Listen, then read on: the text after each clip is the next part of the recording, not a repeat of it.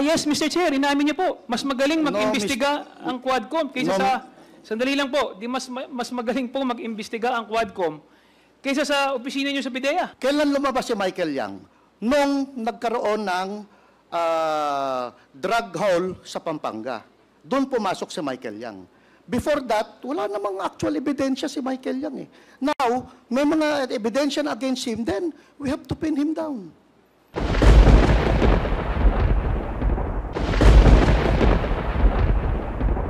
General Wilkins, retired na po ba kayo? Yes, Mr. Chair. Bago po kayo nag-retiro, ano po ang rank ninyo? Director General of the Philippine Drug Enforcement Agency. Noong 2001, saan po kayo naka-assign? Come again, the date, Mr. Chair? Noong 2001 po, saan kayo na-assign? 2001, I was assigned as OIC of the PNP Narcotics Group sa Region 11. At the same time, Southern Mindanao,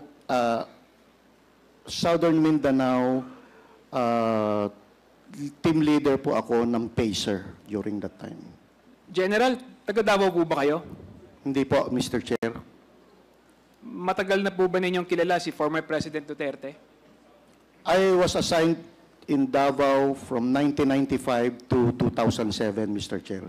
Kaya so nga, definitely may acquaintance at nakatrabaho ko na rin po si former President Duterte. So kilala niyo po siya? Officially, sa pagtatrabaho, yes, Mr. Chair. Malapit po ba kayo sa kanya? Law enforcers kasi, Mr. Chair, malapit talaga sa kanya, Mr. Chair. Noong 2001 ay nasa Davao po kayo, malamang alam niyo po yung nangyari sa, may alam po kayo sa Davao Death Squad. Come again, Mr. Chair? Noong 2001 po, na-assign kayo sa Davao, malamang po may alam kayo sa Davao Death Squad. Wala po akong alam sa Davao Death Squad, Mr. Chair, kasi hindi naman po ako naging chief of police ng kahit saang station ng Davao. I was assigned, pareho kami ni Colonel Asierto, as a special unit lahat lang napuntahan ko, Mr. Chair. So hindi po kayo naka-assign sa Davao? Buong Region 11, Mr. Chair, yung assignment ko eh. Saan po yung Not really on Davao. But ang cover ko, Mr. Chair, is Region 11. Saan po yung opisina ninyo naka-base? Davao City, Mr. Chair. So ibig sabihin, sa tagal nyo sa Davao, hindi nyo narinig yung Davao Death Squad? May mga balita, Mr. Chair, na may Davao Death Squad. Ano po ang masasabi nyo tungkol dito? Kasi, Mr. Chair, kung araw-araw na balita, tapos hindi mo naman ma-identify, you will just accept it as it is. Na meron death squad, but you don't know who they are. General Villanueva, kilala niyo po ba si Arturo Las Cañas? Hindi po, Mr. Chair. Hindi po kayo magkakilala? Hindi ko kilala kahit, hindi ko man lang nakita ang mukha niyan, Mr. Chair, for my almost 12 years. Okay po. Sir, naging head po kayo ng PIDEA, tama po ba? Opo, Mr. Chair. Masasabi po ba natin na ang PIDEA is mahalagang component yan ng war on drugs ng ating Pangulong Duterte nung panahon niya? Yes, Mr. Chair. Ibig sabihin po, pinagkakatiwalaan niya po kayo? Yes, Mr. Chair, but I just want to explain, 2020 po ako nag-Director General ng PIDEA. Tama po, pero siyempre, pinagkakatiwalaan niya po kayo, kaya niya kayo in-appoint doon. Yes, Mr. Chair. Ibig sabihin po, sa pagtitiwala na yon, kilala niya po kayo? Yes, Mr. Chair. At kilala niyo rin po siya? Yes, Mr. Chair. Meron po ba kayong personal na relasyon? Wala po, Mr. Chair. Ang relasyon po namin, pag droga, akin. Walang pakialam kahit kay Nino. Kahit polis, walang pakialam. Pag droga, PIDEA. Masasabi niyo po ba na ang war on drugs si Presidente Duterte ay isang naging success? Mr. Chair, except for those EJ case, as far as barangay drug clearing is concerned, talagang malaki ang diferensya ng war on drugs. Alam niyo po sa artikulo, merong artikulong nilabas na sinabi niyo doon yung inyong mga accomplishment. Merong 406 elected officials, 127 members of the uniformed services, at kung ano-ano pa. Pero hindi nyo nabanggit doon sa report ninyo kung ilan yung namatay doon sa war on drugs. Mr. Chair, Meron po ba kayong tali ng panahon na yon ng PIDEA? Mr. Chair, during that time kasi, Mr. Chair, PNP po ang nagbibigay niyan eh. Kasi sa PIDEA, kung ano lang yung operation namin, yun lang ang pwede namin ibigay. But I cannot say anything dun sa namamatay nang wala naman kaming knowledge. For example, yung mga death under investigation, sa police po yan, Mr. Chair. Eh. Hindi ba kayo kasama doon? Hindi ba Hindi kayo po kami ini-inform ng kasama ano? doon. Hindi. Hindi ba kayo ini-inform ng opisina ninyo, ng PNP?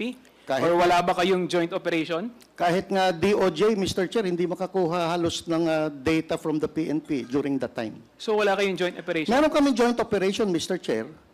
And some of them resulted to death of those suspects. But, Mr. Chair, we also share death sa aming mga kasama. Pero kanina sinabi mo na pagdating sa drugs sa Jew eh.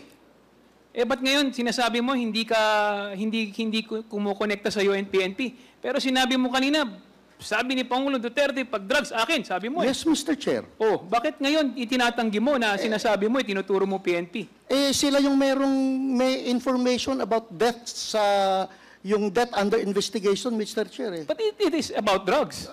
We cannot say if it's immediately about drugs or not because they are still under investigation. Okay. Ito po bang si Colonel Acerto, kilala niyo po ba siya? Kilala ko po yan, Mr. Chair. Kasama Paano ko po kayo talaga. nagkakilala? Kasama ko po dati pa yan, nung nasa academy pa kami, pareho po kami shooter nung kadete pa kami. And then, nung nag-NARCOM ako, nag-PIDEA ako, nasa EDSOT po siya, magkasama rin po kami halos. Aware po ba kayo tungkol sa intel report na ginawa niya tungkol kay Michael Yang, Alan Lim, Johnson Chua at si Alan C? Aware po ba kayo dun sa report na ginawa niya tungkol sa Shabu Lab raid sa Davao? Mr. Chair, yung Shabu Lab raid sa Davao, akin yun, Mr. Chair. Isinama ko lang siya dahil gusto naming mag-collaborate ang PNP at PIDEA during that time. Pero initially, meron siyang information na merong personality na gumagamit ng certain cellphone na traced sa Davao. But yung laboratory, wala pa po siyang idea about that. Kami po ang unang nakapunta sa Arlene apartment at ma-identify lahat ng personalities na naandun.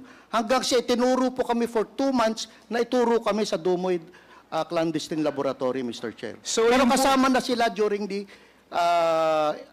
surveillance operation. So inaamin po ninyo na yung operation na yun ay sa PIDEA? Joint operation yun, Mr. Chair. So nakarating po ba yung report nito kay sa dating Pangulo na Duterte? Naibigay niyo po ba yung report sa kanya regarding dito? Regarding kanino po, Mr. Chair? Doon Na sa pangalan? ano nyo, operation ninyo? Yeah, operation before the actual clandestine laboratory operation, kinausap po natin ang aming si Mayor Duterte. Hindi po ba kasama si Michael Yang doon sa binanggit niyang sangkot sa droga noong 2024 ni Acerto? Balik tayo si Mr. Chair. Noong 2004, wala pong Michael Yang doon, Mr. Chair. Ngayon, yung 2024, hindi ko na po alam yun kasi wala akong information, Mr. Chair. Eh. Yung Michael Yang na nasa 2020 na kinlear ninyo, ito po ba yung Michael Yang na inappoint ni Presidente Duterte na economic advisor niya? Yes, Mr. Chair. Ito rin ba yung businessman na taga Davao na malapit kay Pangulong Duterte? Yes, Mr. Chair. Tama po ba yung rinig ko kanina na ikinlear nyo si Michael Yang at sinabi niyong wala siyang kinalaman sa droga? Mr. Chair, kasi wala nang immediate na ebidensya na si Michael Yang sangkot sa droga. Ang information lang ni Colonel Acerto is yung information coming from informant na hindi pa, ang tawag sa amin noon, Mr. Chair, is raw information that needs validation. Now, kung ikaw ang may information on being an operative for so long, kung ikaw ang may information on dapat, aside from reporting it to your chief PNP, dapat nagkanda ka na ng validation. Kasi ikaw ang may information eh. So, Mr. General Wilkins, anong pamamaraan yung ginamit nyo para masabi nyo o malinis ninyo yung pangalan ni Michael Yang at kanyang mga kasamahan? We inquired from the different intelligence services all over the country at we backtrack dun sa records ng PIDEA kung merong involved na Michael Yang. Wala naman pong lumalabas, Mr. Chair. That is why we concluded na dahil during that time, hindi naman nagbigay ng report si Colonel Asierto, sir, sa akin. Ang nagbigay siya ng report kay General Bato, General Abayalde, at kay Director General Aquino. So as far as I'm concerned, walang umabot na report sa akin yon, Mr. Chair. Kung baga kayo ba gumawa lang sarili niyong investigasyon or nakipag-ugnayan kayo sa iba't ibang ahensya ng gobyerno? Yes, Mr. Chair. Anong ginawa niyong pakikipag-ugnayan sa iba't ibang ahensya ng gobyerno? Mga tawag-tawag and then inquiry, letters from different... Usually kasi, Mr. Chair, meron kaming grupo talaga na ang bilis ng text lang. Text, sir, may involvement pa to. Brad, may involvement pa to. Madali naman ang pasok ng mga information. Kanino kayo nakipag-ugnayan? Anong ahensya? Lahat, Mr. Chair. ISAF, NICA, PIDEG, sa PIDEG. Kasama ang NBI, PIDEG. NBI, AFP, yung NICA, yung ISAF, Mr. Chair, is na under AFP yun, Mr. Chair. DI. Yung DI mismo, sir, kinler sila eh. Kinler si Michael Yang eh. There was a memorandum clearing Michael Yang ng Directorate for Intelligence ng Philippine National Police. sa ngayon po, sa nakita nyo o narinig ninyo na ginagawang investigasyon ngayon ng Quadcom, nakita nyo po na may mga lumabas na ebidensya. Ano po ang masasabi nyo tungkol dito? Then, di parang mas magaling pa mag-imbestiga ang Quadcom kaysa sa PIDEA. Yes, Mr. Chair. Yes, Mr. Chair, inamin niyo po, mas magaling mag-imbestiga ang Quadcom kaysa sa... Sandali lang po, mas magaling po mag-imbestiga ang Quadcom kaysa sa opisina niyo sa PIDEA. No, Mr. Chair. Kailan lumabas si Michael Yang? Nung nagkaroon ng drug haul sa Pampanga. Doon pumasok si Michael Yang. Before that, wala namang actual ebidensya si Michael Yang eh. Now, may mga ebidensya na against him, then we have to pin him down. I beg to disagree. Marami na mga chismis at ano. At na tayo mga naririnig na involved si Michael Yang alalim sa drugs. Mr. Chair, we cannot act on mere chismis kasi hearsay yun, Mr. Chair. Pero hindi ba kaya nyo inabsuelto si Michael Yang at saka si Alan Lim dahil malapit siya sa dating Pangulo na nag-appoint sa inyo bilang sandali lang, bilang PIDEA Chief? No, Mr. Chair. Hindi ko isasakripisyo ang pangalan ko ng buong karir ko na Wilkins dahil may 3 apo akong anak na Wilkins. Ayoko pong madamage ang pangalan ng Wilkins dahil dala-dala po ng anak ko yan. Hindi ko kinlir si Michael Yang dahil may utang na loob ako presidente. Kinlir ko si Michael Yang because I have personal knowledge na walang ebidensya against Michael Yang. So paano ko siya isasangkot kung wala akong ebidensya? It will never stand in court, Mr. Chair. Paano nga po magkakaroon ng mag-i-stand in court? Hindi nga po kayo nagsagawa ng ebidensya na maayos. Kung nagsagawa po kayo ng ebidensya na maayos, lalabas po yung pangalan niyan. Talagang aminin na po natin. Kaya po ninyo inabsuelto si Michael at si Alan Lim dahil may utang ng loob po kayo kay Presidente dahil in-appoint niya po kayong PIDEA. Wala po, Mr. Chair. No. I beg to disagree. Nagsisinungaling po kayo. Ang dapat Sandali lang po, antayin niyo pong i-recognize kayo bago niyo po kayo magsalita. Mr. Chair, alam po natin na talagang ang dahilan po ng pag-absuelto ng PIDEA dati kay Michael Yang at Alan Lim dahil po in-appoint nga po ni Presidente si Wilkins Villanueva bilang Director General ng PIDEA. Yun ang dahilan. At kailangan magsabi ng totoo si Director General Wilkins na talagang, katulad nga ng sinabi po natin kanina, mas magaling pang mag-imbestiga ang Quadcom kaysa sa PIDEA. Tapos nagtanong po siya sa iba't ibang ahensya. Sinasabi nila na walang lumabas na ebidensya. Anyway, Mr. Chair, mamaya po, I reserve my right to ask questions later. Thank you.